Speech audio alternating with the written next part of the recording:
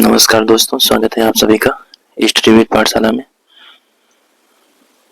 कल हम लोगों ने यागी तूफान के बारे में चर्चा किया था। जो चक्रवात तूफान आए थे, कहाँ आए थे और किसके द्वारा नामकरण किया गया था। ठीक है, तो इसमें मैंने बताया था कि जो भारत में, जैसे तमिलनाडु में जैसे दाना चक्रवात आए, तो जो भारत में जो भी चक्रवात आ रहे हैं उसके द्वारा कहाँ पे आ रहे हैं, किस एरिया में आ रहा है और किस देश द्वारा इसका नामकरण किया गया है, दोनों प्रश्न पूछे जाते हैं। तो आपको याद रखना है। दाना चक्रवात उड़ीसा पश्चिम बंगाल में आया था और नाम किसने दिया था? कतर द्वारा दिया गया था। उसी तरह फेंगल चक्रवात, राफेल याद रखिए क्यूबा का, और राफेल कहाँ का मिसाइल है? तो फ्रांस का है, तो इसलिए फ्रांस के द्वारा इसका नाम दिया गया था। क्यूबा में आया था। फेंगल जो चक्रवात आया था एक तमिलनाडु में आया था, ये इम्पोर्टेंट है। और एक किसके द्वारा दिया गया था? सऊदी अरब द्वारा। फिर उसके बाद शक्ति देखिए, शक्ति चक्रवात बंगाल की खाड़ी में है, पूर्वी तट पे आया है और इसका नाम किसने दिया गया था? श्रीलंका। कल हमने बताया था शक्ति यस से शुरू होता है और श्रीलंका भी यस से शुरू होता है। शक्ति श्रीलंका, इसको आपको ध्यान देना है। फिर यदि आप देखेंगे तो इसके अतिरिक्त मोथा चक्रवात जो है इम्पोर्टेंट है।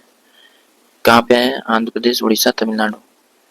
ठीक है, मोथा, था में था है ना, मोथा, और था से क्या है? थाईलैंड। तो मोथा चक्रवात थाईलैंड के द्वारा दिया गया था। और मोथा चक्रवात आया कहाँ था? आंध्र प्रदेश, उड़ीसा और तमिलनाडु के क्षेत्र में आया था। अब हम लोग डिस्कस करेंगे इसको। हमने कल डिस्कस कर लिया था, लेकिन आज भी हमने पुनः एक बार डिस्कस कर लिया, जिससे कि एक मूवमेंट बन जाए। भारत वन स्थिति रिपोर्ट 2023 अभी हाल ही में आया था। हर 2 साल पे एक रिपोर्ट आती रहती है। इसकी तो 21 दिसंबर 2024 को इसलिए रिपोर्ट जारी किया गया था। लगभग 1 साल हो गया है, लेकिन फिर भी ये जो डाटा होता है हमें परमानेंट होते हैं। तो जलवायु परिवर्तन मंत्री भूपेंद्र यादव ने वन अनुसंधान संस्थान देहरादून में 18वां कौन सा है वन स्थिति रिपोर्ट, 18वां वन स्थिति रिपोर्ट जारी किया गया था।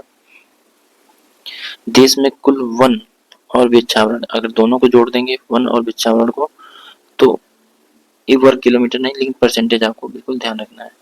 25.17% है। और कुल वन आवरण का देखेंगे तो कितना है? 21.76, 21.76% है। और ये क्या है? 25.17% है। तो वन और वृक्षावरण जोड़ेंगे तो 25.17 है। और सिर्फ कुल वन आवरण, वन मतलब यहाँ पे जो वन है इसका वन आवरण है, कुल वन आवरण क्या है? 21.21.76 है। कुल वृक्षावरण 3.41% है। अब ये 21.20 इसको जोड़ेंगे और 3.41 जोड़ेंगे तो ऐड करेंगे तो 25.17 हो जाएगा। 2021 की तुलना में वन और वृक्ष आवरण में क्या हुआ है? जब कोटेशन बनाता है क्वेश्चन का, प्रश्न का, तो अभी हाल ही में देगा कि 2021 की तुलना में वृद्धि हुई है। 1 किलोमीटर से इसका मतलब नहीं होता है, इसका अर्थ नहीं होता है। ये सिर्फ कोटेशन बताता है कि वृद्धि हुई है कि कमी हुई है। इससे क्वेश्चन आते रहते हैं। आप लोग जब प्रीवियस ईयर क्वेश्चन देखेंगे तो उसमें इस तरह के प्रश्न होते हैं जो कोटेशन वाले होते हैं। वन आवरण में कितना वृद्धि हुई है? 156 वर्ग किलोमीटर में है। वृक्षावरण में 1289 वर्ग किलोमीटर।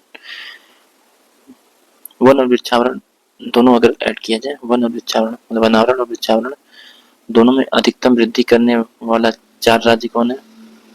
तो 4 राज्य में छत्तीसगढ़ सबसे अधिक वन आवरण और वृक्षावरण सबसे अधिक वृद्धि कहाँ हुई है?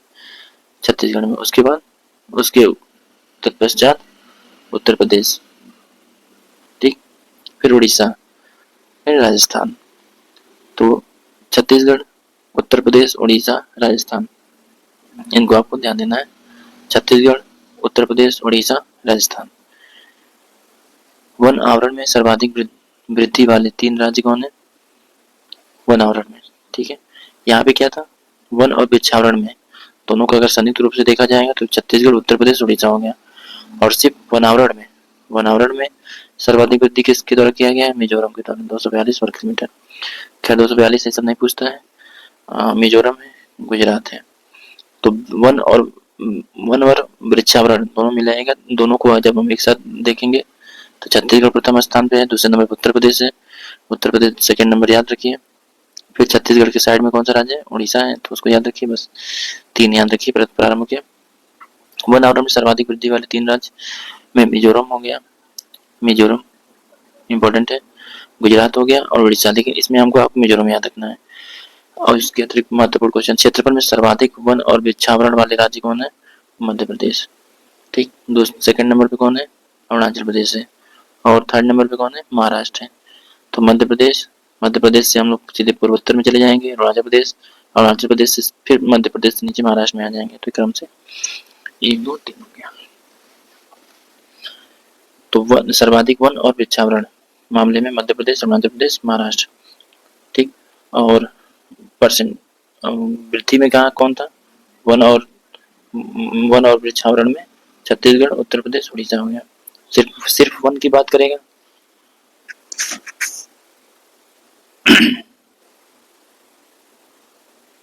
जब सिर्फ वन की बात करेगा तो मिजोरम हो जाएगा, वन आवरण में सर्वाधिक वृद्धि। क्षेत्रफल में सर्वाधिक वन आवरण वाले 3 राज्य कौन है, मध्य प्रदेश।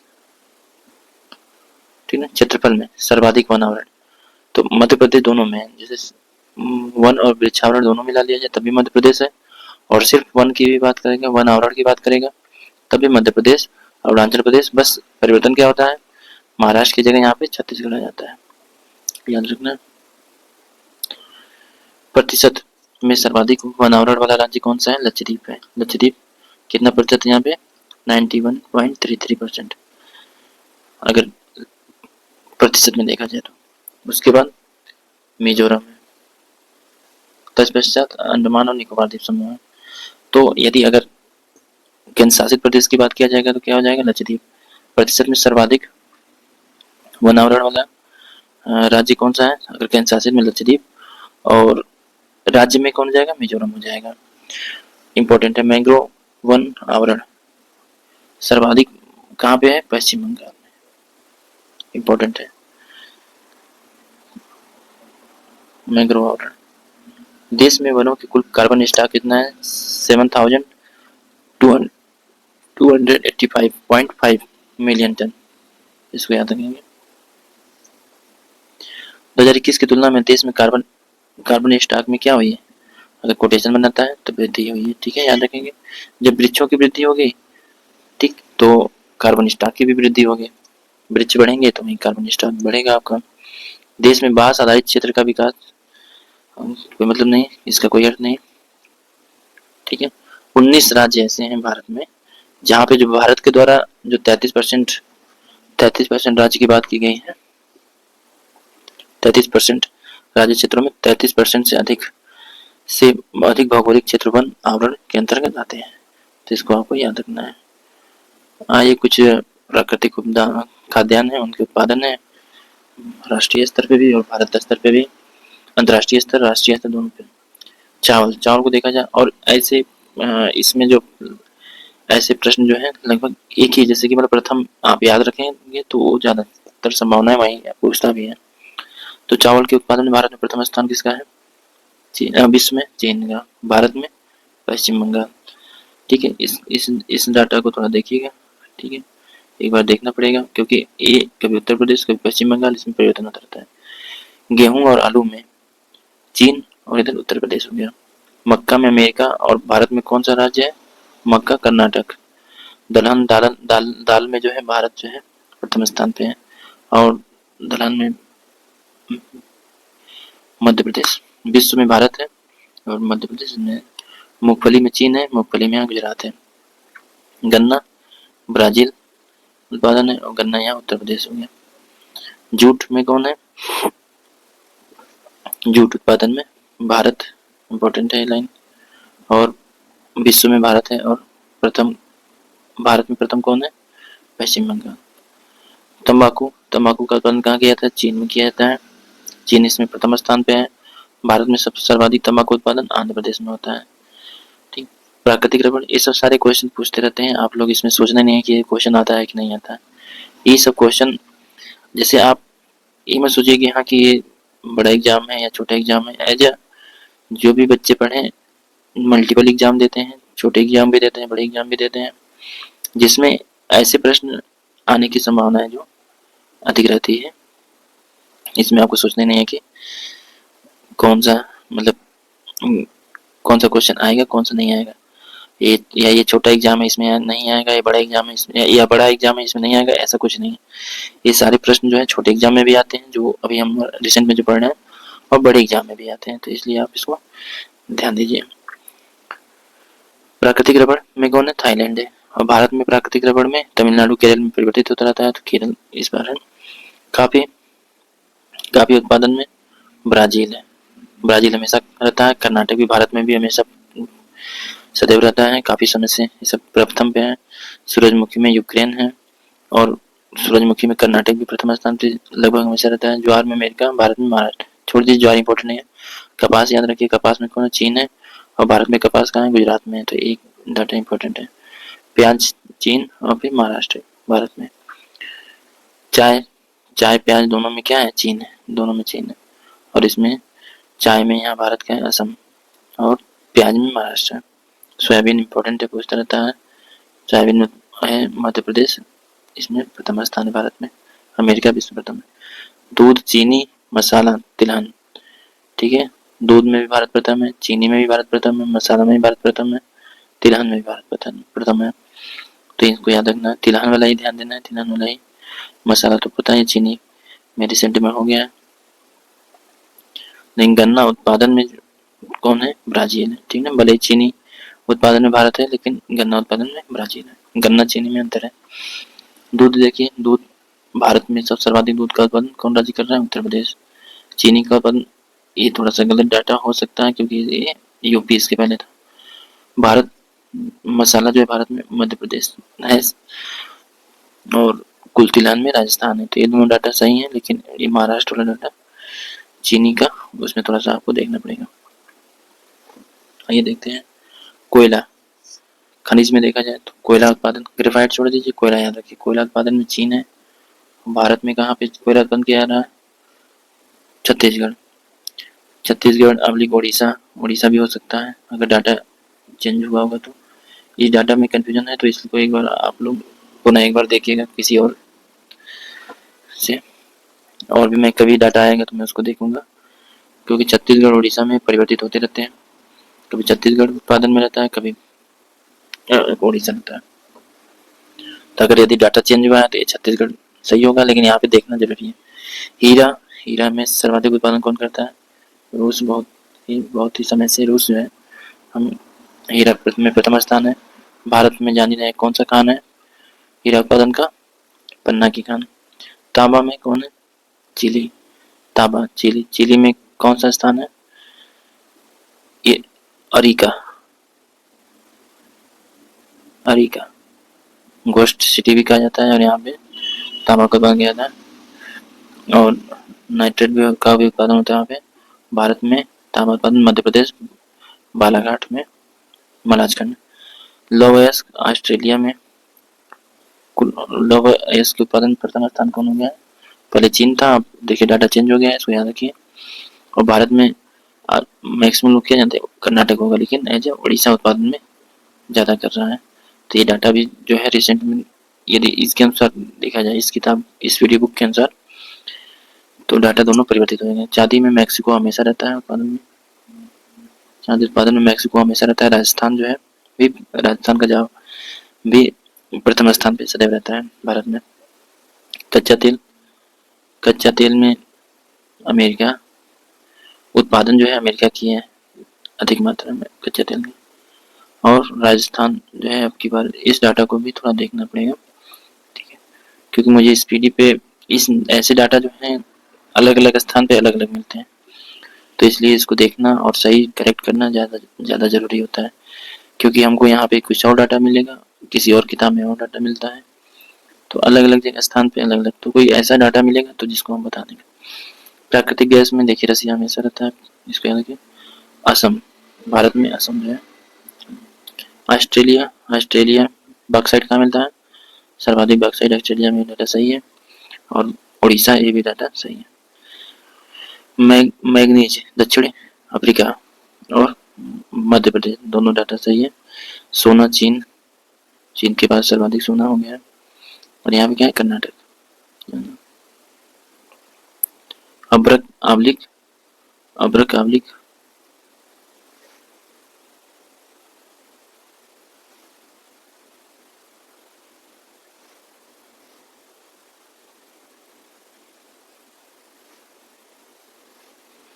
अब्रक कहाँ पे है, भारत में, इसको भारत का बेस्ट डाटा याद रखिए। आंध्र प्रदेश में। यूरेनियम, यूरेनियम का कहाँ है, कजाकिस्तान, इंपॉर्टेंट है यूरेनियम। कभी ऑस्ट्रेलिया रहता है, कभी कजाकिस्तान होता है। भारत में यूरेनियम कहाँ है, आंध्र प्रदेश में। जिप्सम अमेरिका में, भारत में कहाँ है, राजस्थान में। तो जिप्सम भारत का याद रखिए बस। सीसा अब्लिक कैडेमियम चीन में और भारत में राजस्थान, तो इसको भी भारत का याद रखिए। निकल इंडोनेशिया, इसको भी छोड़ दीजिए, इसको भारत बस याद रखिए। निकल कहाँ, उड़ीसा में। लेकिन महत्वपूर्ण जो है सीसा है, सीसा राजस्थान याद रखिए। जिप्सम राजस्थान याद रखिए। इसमें अंतर्राष्ट्रीय लेवल पे जरूरी नहीं याद करना, बस यूरेनियम का याद रखिए। यूरेनियम कहाँ मिलता है, कजाकिस्तान में। क्रोमाइट, क्रोमाइट दक्षिण अफ्रीका, उड़ीसा। क्रोमाइट दक्षिण अफ्रीका। टिन, टिन जो है चीन, छत्तीसगढ़। टिन जो है चीन, छत्तीसगढ़, तो महत्वपूर्ण नहीं है। इस्पात, इस्पात लौह इस्पात चीन हो गया, और इस उड़ीसा हो गया। ऊपर का लौह इसका क्या दिया है, उड़ीसा सही दिया है। इस्पात वहीं लोहा और इस्पात है। प्लेटिनम दक्षिण अफ्रीका और उड़ीसा। प्लेटिनम तो बहुत महत्वपूर्ण नहीं है, इसको आप छोड़िए। अब आइए इस पे ध्यान देते हैं। अभियानों में नाम परिवर्तन किया गया है, जैसे औरंगाबाद रेलवे स्टेशन का नाम बदल के क्या कर दिया गया है, छत्रपति संभाजी नगर रेलवे स्टेशन। नवी मुंबई अंतर्राष्ट्रीय हवाई अड्डा का नाम बदल के क्या कर दिया गया है, लोक नेते डीबी पाटिल हवाई अड्डा, डीबी पाटिल हवाई अड्डा। लोक नेते मतलब लोक नेता, डीबी पाटिल हवाई अड्डा। अहमदनगर रेलवे स्टेशन का नाम बदल के क्या कर दिया गया, ये तीनों जो है महाराष्ट्र के हैं। अहिल्यानगर रेलवे स्टेशन, अहिल्यानगर, अहमदनगर से अहिल्यानगर। नवी मुंबई का लोक नेता dB Patil. Aurangabad railway station का छत्रपति संभाजी नगर रेलवे स्टेशन नाम कर दिया गया। जलालाबाद उत्तर प्रदेश में, इसका नाम बदल के उत्तर प्रदेश का इम्पोर्टेंट है, इसलिए इसको याद रखिए। परशुरामपुरी कर दिया गया है। खैरथल तिजारा जिला राजस्थान। भर्तृहरि नगर, भर्तृहरि नगर। खैर बहुत इंपॉर्टेंट नहीं है, इसको याद करने की बहुत जरूरत नहीं है। राष्ट्रीय जन सहयोग और बाल विकास संस्थान का नाम क्या कर दिया गया, सावित्रीबाई फुले राष्ट्रीय महिला बाल विकास संस्थान कर दिया गया। राष्ट्रीय जन सहयोग और बाल विकास संस्थान का नाम बदल के सावित्रीबाई फुले राष्ट्रीय महिला और बाल विकास संस्थान कर दिया गया। इस्लामपुर महाराष्ट्र में इस्लाम से ईश्वरपुर कर दिया गया, इसको याद रखिए। कार्नेक ब्रिज, मुंबई में कार्नेक ब्रिज है, जिसका नाम बदल के क्या कर दिया गया, सिंदूर ब्रिज कर दिया गया। कार्नेक ब्रिज का नाम बदल के सिंदूर ब्रिज कर दिया गया। बेंगलुरु सिटी यूनिवर्सिटी का नाम doctor Manmohan Singh city university कर दिया गया, छोड़ दीजिए। मैक्सिको खाड़ी का नाम बदल के क्या कर दिया गया, अमेरिका की खाड़ी, पुराना है लेकिन इम्पोर्टेंट है। आलमन छोड़ दीजिए। पंचमढ़ी वन्यजीव अभ्यारण्य का नाम बदल के इम्पोर्टेंट है, राजा भभूत सिंह अभ्यारण्य। पंचमढ़ी अभ्यारण्य का नाम बदल क्या कर दिया गया, राजा भभूत सिंह अभ्यारण्य। गया का नाम पता है, ये गया जी कर दिया गया। सिकयारा सुरंग, सिलक्यारा सुरंग उत्तराखंड में। बाबा बौकनाथ सुरंग इसे कहा गया, बाबा बौकनाथ सुरंग। फिर राष्ट्रमंडल खेल महासंघ का राष्ट्रमंडल खेल कर दिया गया है। जोमेटो का नाम क्या हो गया है, इटरनल लिमिटेड, छोड़ दीजिए। करीमगंज जिला का नाम बदल के जिले का नाम परिवर्तित हो रहा है, तो इसको याद रखिए आप, श्रीभूमि कर दिया गया है। सुल्तानगंज रेलवे स्टेशन चूंकि बिहार का है तो बिहार का याद रखिए। अजगैबीनाथ नाम कर दिया गया है सुल्तानगंज रेलवे स्टेशन का। ध्यानचंद लाइफ टाइम अचीवमेंट पुरस्कार का नाम बदल के क्या कर दिया गया है? अर्जुन लाइफ टाइम पुरस्कार। इंपॉर्टेंट है।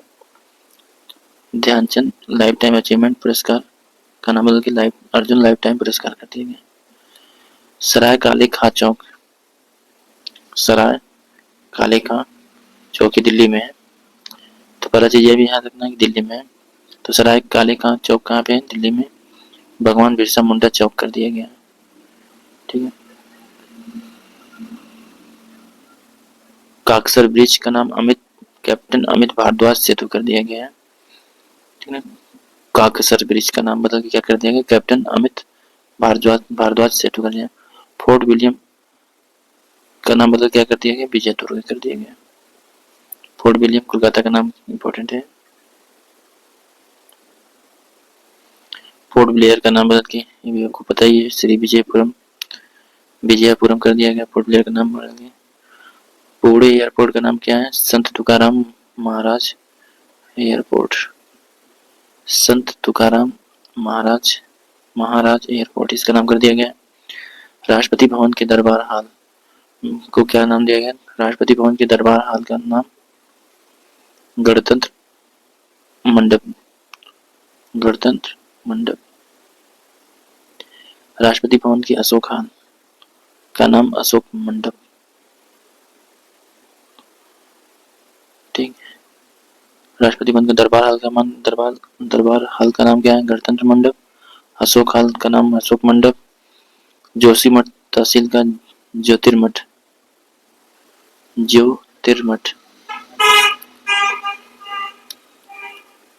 Saurashtra cricket association stadium Niranjan Shah stadium छोड़ दीजिए। अहमदनगर का नाम क्या है? अहिल्यानगर है। अहमदनगर का नाम अहिल्यानगर है। अहमदनगर का नाम क्या कर दिया गया? अहिल्यानगर कर दिया गया। अयोध्या रेलवे स्टेशन का नाम अयोध्या धाम जंक्शन कर दिया गया। अहमदनगर का नाम क्या है? अहिल्यानगर।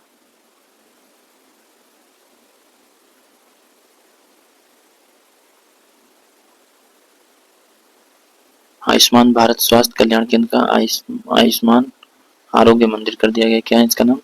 इंपॉर्टेंट है। आयुष्मान भारत स्वास्थ्य एवं कल्याण केंद्र।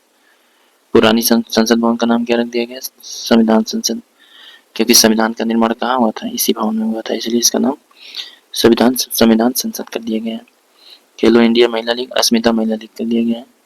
बांद्रा वर्सोवा सी लिंक वीर सावरकर सेतु इसका नाम बांद्रा वर्सोवा सी लिंक वीर सावरकर सेतु।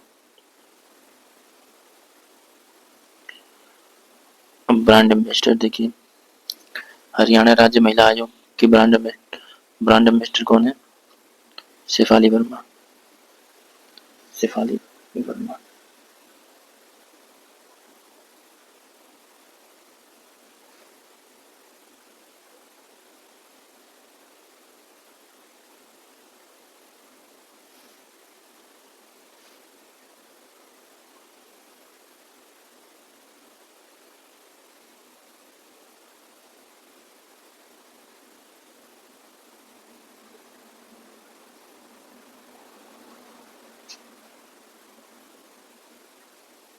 फास्फेट लिमिटेड छोड़ दीजिए इसको।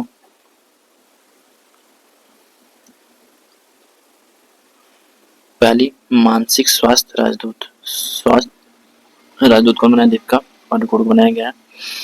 विकसित भारत बिल्डथॉन 2025 के ब्रांड एम्बेसडर कौन है? सुधांशु शुक्ला। इंपॉर्टेंट है।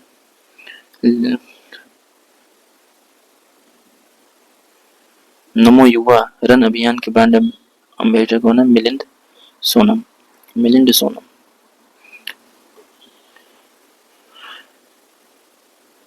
झारखंड राज्य पर्यटन के कौन है? महेंद्र सिंह धोनी है। ऑस्ट्रेलिया पर्यटन अभियान के ब्रांड एम्बेसडर सारा तेंदुलकर है। फिर हथकरघा उद्योग माधुरी दीक्षित है। क्योंकि इसमें जो भारत स्तर पे होता है उसको याद रखना ज़्यादा जरूरी होता है, और जो जिस स्टेट का आप एग्जाम दे रहे हैं वहाँ की चीज़ों को आपको ध्यान रखना होता है। फिर राष्ट्रमंडल युवा शांति राजदूत सुकन्या सोनोवाल है, लेकिन इसका कोई महत्व इतना नहीं है। सुकन्या सोनोवाल। हाँ, बिहार चुनाव के स्वीप आइकन, इनको याद रखना पड़ेगा आपको। बिहार चुनाव के स्वीप आइकन नीतू चंद्रा और क्रांति प्रकाश झा। क्रांति प्रकाश झा 2 लोग हैं। डेटॉल कंपनी के ब्रांड एम्बेसडर छोड़ दीजिए, कर्नाटक वन विभाग छोड़ दीजिए। वर्ल्ड पैरा एथलेटिक इंपॉर्टेंट है, इसको याद रख लीजिए। कंगना रनौत जी जो है सांसद जी, वर्ल्ड पैरा एथलीट के ब्रांड एम्बेसडर है। ठीक है। मालदीव का ग्लोबल ब्रांड एम्बेसडर किसे नियुक्त किया गया है? करीना कैफ को नियुक्त किया गया है। ऑडी इंडिया नीरज चोपड़ा जी हैं। Neeraj Chopra ji brand ambassador Audi India के। और ड्रीम टेक्नोलॉजी के ब्रांड एम्बेसडर कौन है? कृति सेनन। ठीक है। टाटा मोटर्स के कौन है? विक्की कौशल। ये ज़्यादातर एग्जाम में, एनटीपीसी वगैरह एग्जाम में, रेलवे के एग्जाम में आने की संभावना इससे ज़्यादा है। कुछ तो हैं, जैसे कि आप मालदीव का ग्लोबल है, फिर उस तरह, और बिहार चुनाव वाला तो एक अन्य के लिए भी महत्वपूर्ण है, लेकिन जैसे नमो युवा रन अभियान है, फिर पहली मानसिक स्वास्थ्य राजदूत है, और फिर हरियाणा राज्य महिला आयोग के अध्यक्ष की ब्रांड एम्बेसडर कौन है? तो ये जो है भारत स्तर पे किसी भी एग्जाम में पूछे जा सकते हैं, लेकिन जैसे टाटा मोटर्स हो गया, ड्रीम टेक्नोलॉजी हो गया, आरडी इंडिया हो गया, मालदीव तुम्हारा इम्पोर्टेंट है। तो एक किसी मतलब इसमें जैसे पुलिस है और एनटीपीसी है, उनमें आएगा। अब ये देखिए इंपॉर्टेंट है, एक किसी भी एग्जाम में आ सकता है। फिट इंडिया आइकन कौन है? Ayushmann Khurrana. Fit India icon के ब्रांड एम्बेसडर कौन है? आयुष्मान खुराना।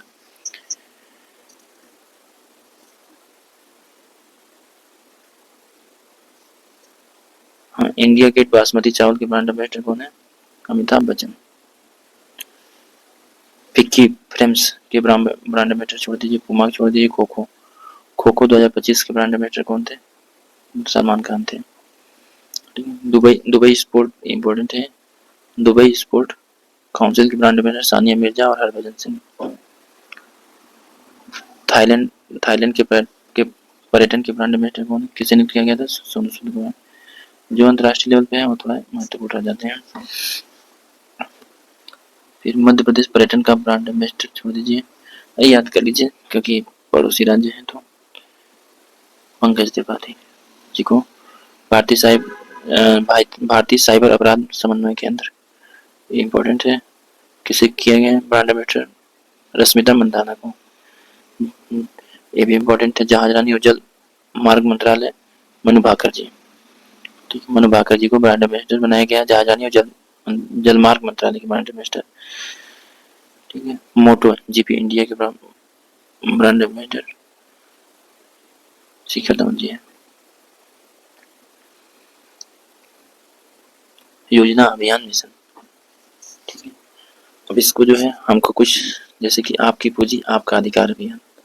आपकी पूंजी आपका अधिकार अभियान किसके द्वारा किया गया? ये भारतीय स्तर पे किया गया, तो इसलिए इसको याद रखिए, निर्मला सीतारमण द्वारा किया गया है।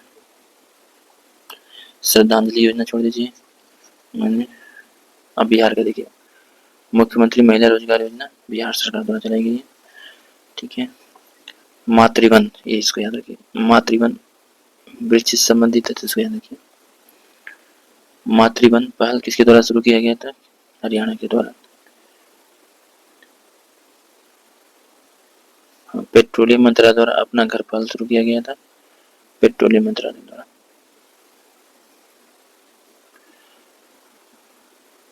बिहार में बिहार एग्जाम के लिए इम्पोर्टेंट है कि मुख्यमंत्री प्रतिज्ञा योजना शुरू किया गया है।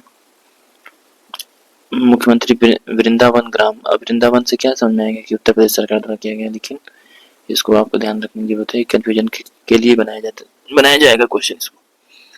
मुख्यमंत्री वृंदावन ग्राम योजना किस सरकार द्वारा शुरू की गई? तो मध्य प्रदेश सरकार द्वारा। विवाह मंडप योजना बिहार सरकार द्वारा शुरू की गई।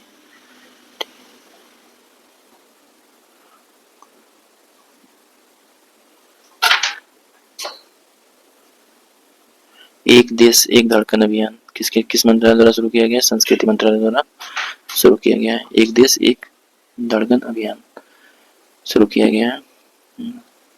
सागर में सम्मान पहल परिवहन जलमार्ग मंत्रालय द्वारा। महिला संवाद अभियान किसके द्वारा शुरू किया गया? बिहार सरकार द्वारा महिला संवाद अभियान। राष्ट्रीय कर्मयोगी जन सेवा कार्यक्रम आयुष मंत्रालय द्वारा किया गया। आयुष मंत्रालय द्वारा। ये थोड़ा नाम अच्छा है, इसलिए नाम अच्छा हो तो इसको भी आप याद कर सकते हैं। आंध्र प्रदेश सरकार द्वारा।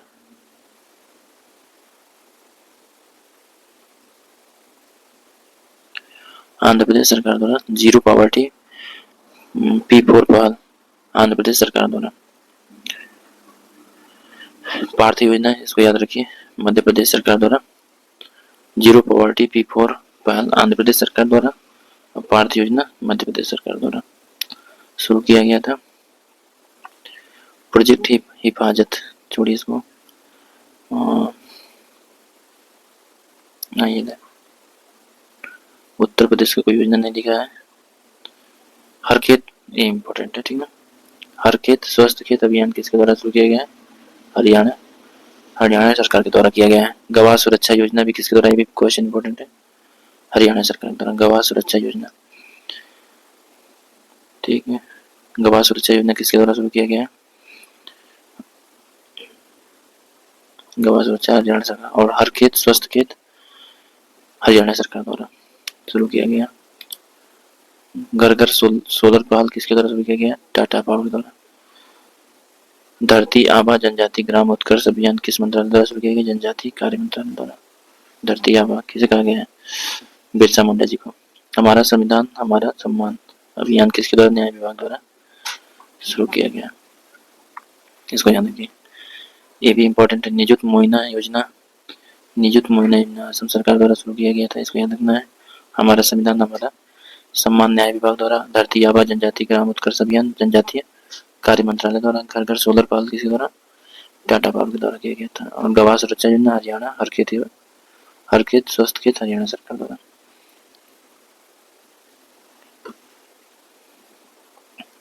मिशन वसुंधरा 3.0 असम की सरकार द्वारा शुरू किया गया था।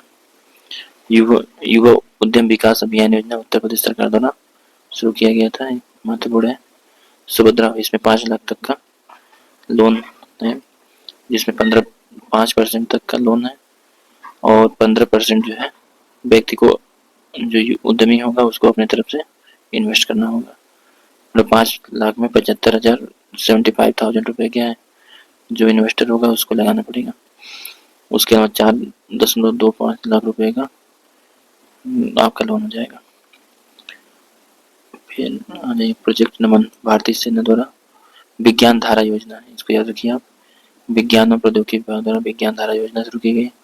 प्रोजेक्ट नमन भारतीय सेना द्वारा प्रोजेक्ट नमन शुरू किया गया है। प्रोजेक्ट नमन भारतीय सेना द्वारा इम्पोर्टेंट है, भी ऊपर के भी इम्पोर्टेंट है, इसको याद रखिए। दीनदयाल स्पर्श योजना भारतीय डाक विभाग द्वारा शुरू किया गया। दीनदयाल स्पर्श योजना। प्रोजेक्ट अस्मिता किसके द्वारा शुरू किया गया? यूजीसी के द्वारा प्रोजेक्ट अस्मिता लाया गया, इसको आपको याद रखना है। प्रोजेक्ट अस्मिता किसके द्वारा लाया गया? यूजीसी के द्वारा लाया गया प्रोजेक्ट अस्मिता। प्रोजेक्ट परी किस मंत्रालय द्वारा शुरू किया गया है? प्रोजेक्ट परी संस्कृत मंत्रालय द्वारा, संस्कृति मंत्रालय द्वारा प्रोजेक्ट परी को शुरू किया गया है। और प्रोजेक्ट अस्मिता किसके द्वारा शुरू किया गया है? यूजीसी के द्वारा शुरू किया गया। यूजीसी दीनदयाल स्पर्श योजना भारतीय डाक विभाग द्वारा। प्रोजेक्ट नमन भारतीय सेना द्वारा। विज्ञान धारा योजना विज्ञान प्रौद्योगिकी विभाग द्वारा किया गया।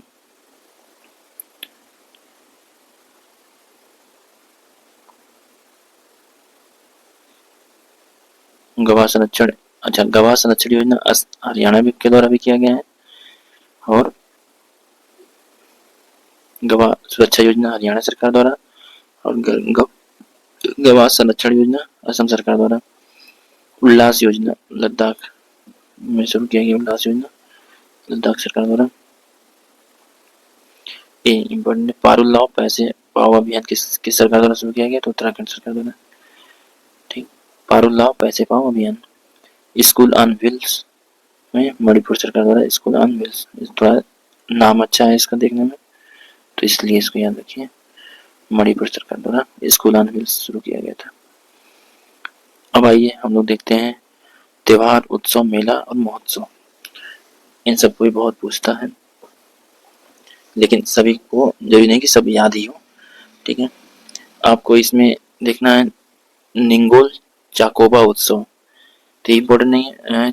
चोंगबा उत्सव याद रखिए, मेरा हो चोंगबा उत्सव, तो चोंगबा उत्सव किसके नाम, मणिपुर में। कटी बिहू, बिहू बिहू असम का त्योहार भी है, और अम्बुबाची मेला, इसमें दोनों इम्पोर्टेंट है, कटी बिहू त्योहार और अम्बुबाची मेला। तो अम्बुबाची मेला इसमें मोस्ट इम्पोर्टेंट है। यह असम में मनाया जाने वाला त्योहार है, उत्सव है। फिर गाई जात्रा, गाई जात्रा नेपाल में मनाया जाता है, और एक जात्रा होता है, गाई जात्रा है, एक जात्रा है।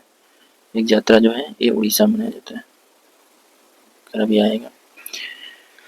अंतर्राष्ट्रीय पर्पल महोत्सव, इसको याद रखिए, अंतर्राष्ट्रीय स्तर पर बनाया गया है, इसलिए इसको गोवा को याद रखिए। सिग्मो उत्सव जरूरी नहीं है, अंतर्राष्ट्रीय पर्पल महोत्सव याद रखिए। इसको याद रखिए, बोनालू महोत्सव, बोनालू महोत्सव तेलंगाना। बोनालू महोत्सव कहाँ किया गया, तेलंगाना। जम्मू कश्मीर।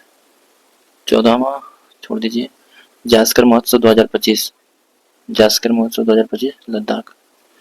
जास्कर कहाँ पे है, लद्दाख में है, तो लद्दाख मिल जाएगा। और बोनालू महोत्सव तेलंगाना में। अंतर्राष्ट्रीय पर्पल महोत्सव कहाँ पे, गोवा में है। और गाई जात्रा नेपाल में है। नुआखाई, नुआखाई कहाँ पे, उड़ीसा में है, तो नुआखाई उत्सव जो है उड़ीसा में हो जाएगा, इम्पोर्टेंट है। सरस आजीविका मेला 2025 कहाँ लगा था, नई दिल्ली में लगा था। सुरु समर फेस्टिवल, चूंकि पटना बिहार का है तो इसको याद ही रखना है, क्योंकि एग्जाम में आने की संभावना ज्यादा है। तो सुरु समर फेस्टिवल और दिव्य कला मेला दोनों जो है पटना बिहार में 26वां दिव्य कला मेला था, तो याद रखना है। किस नंबर का है, 26 नंबर का। और सुरु समर फेस्टिवल पटना बिहार में। चौथा अंतर्राष्ट्रीय पतंग महोत्सव कहाँ पे है, 2025 तमिलनाडु। चौथा अंतर्राष्ट्रीय पतंग महोत्सव तमिलनाडु में। मारबत उत्सव 2025 नागपुर में है, छोड़ दीजिए इसको।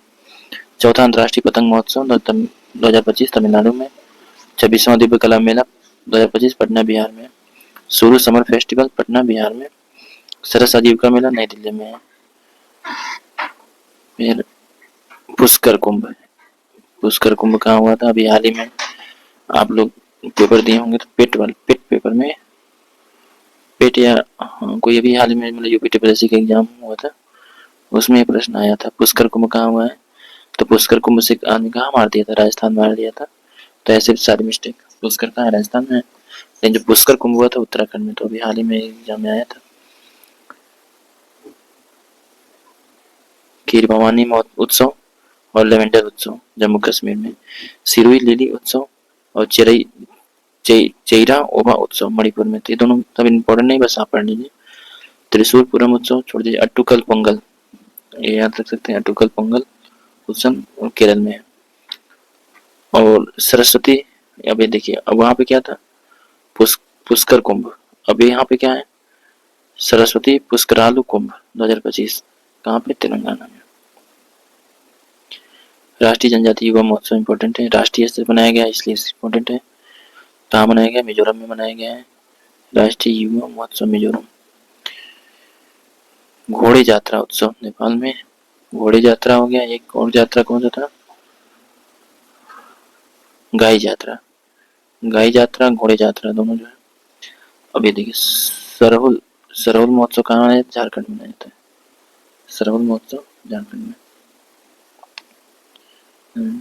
यात्रा उत्सव, यात्रा उत्सव वहाँ उड़ीसा में गलत बता दिया था, त्रिपुरा में होता है, ठीक है। यात्रा उत्सव कहाँ मनाया जाता है, त्रिपुरा में, ठीक, इम्पोर्टेंट है इसको याद रखिए। चापचर कूट त्योहार, चापचर कूट त्योहार कहाँ मनाया जाता है, मिजोरम में, मिजोरम में। पर्पल उत्सव भी हम लोग देख ही लिया। आदि महोत्सव देख लीजिए 2025 कहाँ मनाया गया, नई दिल्ली में मनाया गया। ना। अब सूरजकुंड शिल्प मेला है, सूरजकुंड जो है हरियाणा में है, तो इसलिए फरीदाबाद हरियाणा में ये। सांबर आपको पता ही है। फ्लेमिंगो याद रखिए, फ्लेमिंगो उत्सव कहाँ मनाया गया? आंध्र प्रदेश में, इंपॉर्टेंट है फ्लेमिंगो उत्सव। फ्लेमिंगो उत्सव महोत्सव कहाँ मनाया गया? आंध्र प्रदेश में। छठा अंतर्राष्ट्रीय बाजरा महोत्सव बेंगलुरु कर्नाटक में। कर्नाटक। छठा अंतर्राष्ट्रीय बाजरा महोत्सव बेंगलुरु कर्नाटक।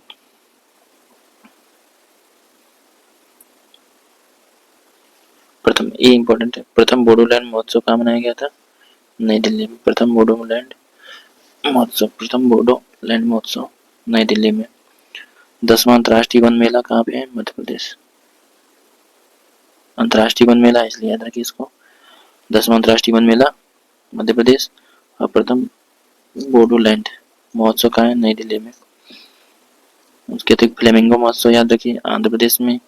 छठा अंतर्राष्ट्रीय बाजरा महोत्सव इंपॉर्टेंट है भी। बाजरा सर्वाधिक कहाँ हुआ? कर्नाटक में, इसलिए बाजरा महोत्सव कर्नाटक में। फ्लेमिंगो आंध्र प्रदेश में। सूरजकुंड पता ही है। आदि महोत्सव, पर्पल उत्सव और आदि महोत्सव दोनों नई दिल्ली में है। चापचर कूट त्योहार मिजोरम में है। जात्रा उत्सव त्रिपुरा में है। सरहुल उत्सव झारखंड में है। और सरस्वती पुष्कराल कुंभ कहाँ पे हुआ था? तेलंगाना में हुआ था।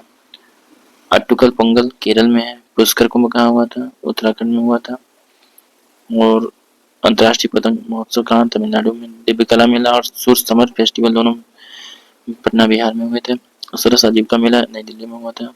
नुआखाई उड़ीसा में है। जास्कर महोत्सव लद्दाख में हो जाएगा। जास्कर जो पहाड़ी है श्रेणी है वो लद्दाख में पड़ती है, तो इसलिए जास्कर महोत्सव भी लद्दाख में होगा। बथुकम्मा महोत्सव या बोनालू महोत्सव, तो मेन इंपॉर्टेंट बोनालू महोत्सव है तेलंगाना में। अंतर्राष्ट्रीय पर्पल महोत्सव गोवा में। अच्छा, एक पर्पल महोत्सव है दिल्ली में और एक अंतर्राष्ट्रीय पर्पल महोत्सव गोवा में है, इंपॉर्टेंट है। कटी बिहू त्योहार अम्बुबाची मेला दोनों जो है यहाँ पे हम थोड़ा सा गलत बता दिया था। गाय यात्रा महोत्सव कहाँ? नेपाल है। और यात्रा कहाँ बताए थे? यात्रा ये है त्रिपुरा में, ठीक है। यात्रा महोत्सव त्रिपुरा में। कटी बिहू त्योहार या अम्बुबाची मेला असम में है। चोंगबा उत्सव कहाँ है? मणिपुर में है। आइए हम कुछ जीआई टैग देखते हैं, कुछ महत्वपूर्ण जीआई टैग, इसको हम अगले नेक्स्ट वीडियो में बनाएंगे। आप सभी का बहुत बहुत धन्यवाद देखने के लिए। यदि पसंद आए तो लाइक और सब्सक्राइब करिए और शेयर भी करिए। बहुत बहुत